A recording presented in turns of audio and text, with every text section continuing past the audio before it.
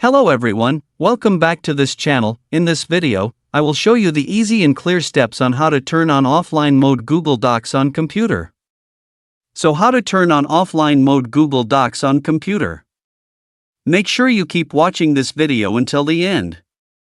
Let's get started right away. Firstly, just go to Google Docs on your computer or laptop. And this is the initial display of Google Docs. Just point the cursor to the top left of the screen. Here there are several menu icon options. Tap this three-line icon. Now several options will appear. And tap the Settings menu. Now you will enter the Settings menu. Here there are lots of options. In the Offline menu section, tap to activate it. When finished, tap OK. Activating this feature allows users to access, edit, and save Google Docs documents without an internet connection on their computer. So that's it, tutorial how to turn on offline mode Google Docs on computer. Thank you for watching.